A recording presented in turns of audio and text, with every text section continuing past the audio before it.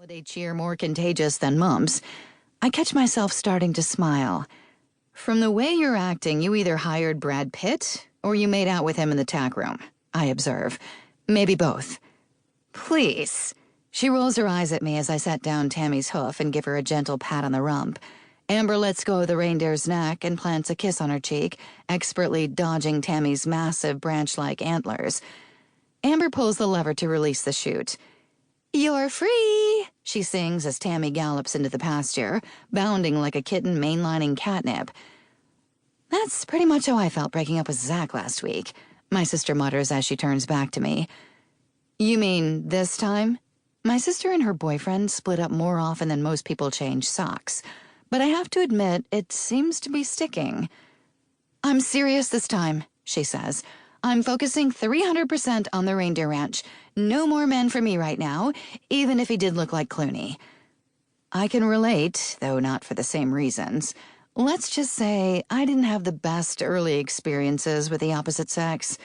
Besides, getting Jingle Bell Ranch up and running is my #1 priority, so I sure as hell don't have time for dating. Amber's distracted watching Sydney and Edward, stage names Prancer and Cupid, try to rub velvet off each other's antlers, so I nudge her with my elbow. "So, what's the deal with Santa?" I ask. "Did you land that old guy from the bank with the white beard and the weird halitosis?" "Ew, and no," she makes a face. "Even with a box of Tic Tacs, that guy was like a fire-breathing dragon." "Dragon Santa." I shake my head and shove the snippers into the pocket of my Carhartts. "Not the marketing hook we want." "Plus, he wanted twice what we're willing to pay," she says. "Told me the authentic beard was worth more than a fake one, and he should get the same sort of bonus strippers get for real boobs instead of fake ones." "That's a thing?" Amber shrugs. "How should I know? We didn't cover stripper economics in my business classes." "That's a shame. Might be a good fallback career." Randy, one of this season's reindeer calves, comes wandering up to sniff my pockets for apples, and I give him a scratch behind one stubby antler. "So who's Santa? Don't tell me you picked that other guy, the one with the resume covered in little foil bells who said he's trying to change his legal name to St. Nick." "Ugh, his background check came back with 3 counts of indecent exposure, and anyway, ew, no.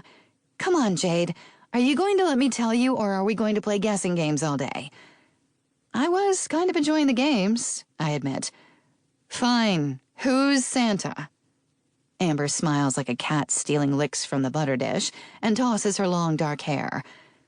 "Brandon Brown." I laugh and rummage through my pocket for a baby-sized apple as Randy noses me again. "That's funny. I went to school with a Brandon Brown. Remember how the football announcer yelled his name through the PA like he was proclaiming a god's descent from Mount Olympus? 'Now taking the field, quarterback Brandon Brown, all hail!'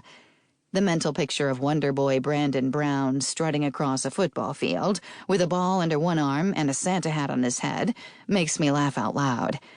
It takes me a second to realize Amber isn't laughing.